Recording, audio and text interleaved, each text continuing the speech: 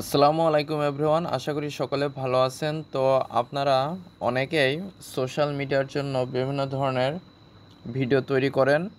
তো এই ভিডিও তৈরি করার সময় আপনারা যে ভয়েসটা রেকর্ড করেন, এই ভিডিওতে প্রচুর পরিমাণে কিন্তু নয়েজ চলে আসে। তো আজকের ভিডিওতে আপনারা ক্যাপকাট যে অ্যাপসটি রয়েছে, এই অ্যাপসটি ইউজ করে আপনাদের ভিডিওতে যে নয়েজ রয়েছে এটা ফ্রিভাবে আপনারা রিমুভ করে দিতে পারবেন।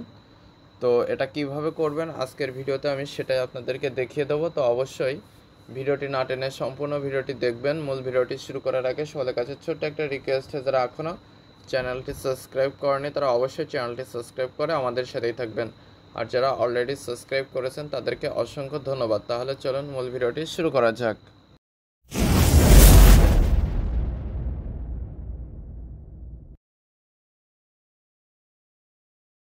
তো প্রথমে আপনারা চেক করে নেবেন যে আপনাদের ওয়াইফাই অথবা ডাটা কানেকশন এটা চালু আছে কিনা, এটা চালু করে নেবেন।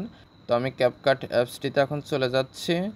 তো অ্যাপসটিতে আসার পরে আপনারা ফার্স্ট ইন্টারফেস এরকম দেখতে পারবেন।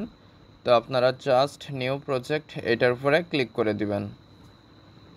নিউ প্রজেক্টে ক্লিক করে দিলে আপনারা এখান থেকে যে ভিডিওটা ভয়েস থেকে নয়েজ রিডিউস করতে চাচ্ছেন সেটা এখান থেকে সিলেক্ট করে দিবেন। তো আমি সিলেক্ট করে দিলাম। আসসালামু আলাইকুম, তারপরে আশা করি সকলে ভালো আছেন। অ্যাডে ক্লিক করে ভিডিওটি অ্যাড করে নেবেন। তো অ্যাড করে নেওয়ার পরে এখানে আপনারা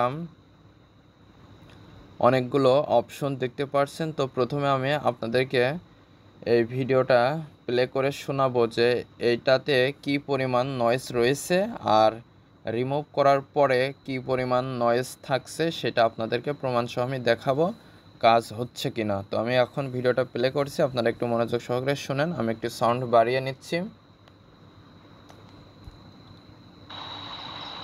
আসসালামু আলাইকুম এভরিওয়ান, আশা করি সকলে ভালো আছেন। তো আজকের ভিডিওতে তো আপনারা দেখতে পারলেন এখানে কিন্তু অল্প পরিমাণে কিছু নয়েজ রয়েছে।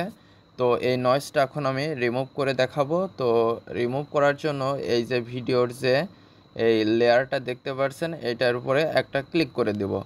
ক্লিক করে দেওয়ার ফলে এটা সিলেক্ট হয়ে গেল। এখন নিচেই আপনারা যে অপশনগুলো দেখতে পাচ্ছেন এইগুলো আপনারা বাম দিক থেকে ডান দিক থেকে টেনে বাম দিকে নিয়ে যাবেন। এই যে এরকমভাবে নিয়ে যাবেন। নিয়ে যাওয়ার পরে একদম লাস্টে আপনারা চলে আসবেন।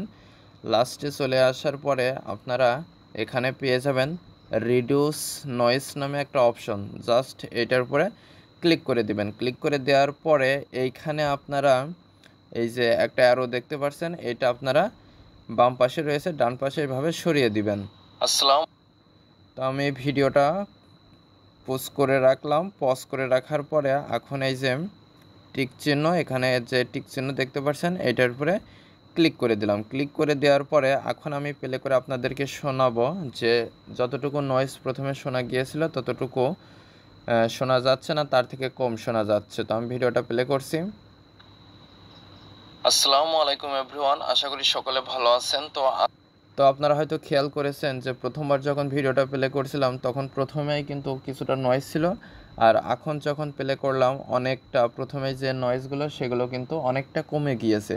তো আপনারা যদি আরও কমাতে চান তাহলে এই যে এক্সপোর্ট, এইখানে আপনারা এই ভিডিওটা প্রথমে আবার এক্সপোর্ট করে সেভ করে নেবেন। তারপরে সেটা পুনরায় আবার অ্যাডে নিউ প্রজেক্টে গিয়ে অ্যাডে ক্লিক করে ভিডিওটা ওই সেভ করা ভিডিওটা যুক্ত করে আবার এখানে নিচে এসে আগের মতো নয়েজ রিডিউসে গিয়ে অ্যারো চিহ্নটা বা ডান পাশে সরিয়ে নিয়ে আপনারা সেমভাবে আবার এক্সপোর্ট করে নেবেন। তাহলে দেখবেন একদম নয়েজটা কিন্তু সরে যাবে, একদম আপনাদের ভিডিওতে কোনো রকম নয়েজ থাকবেই না।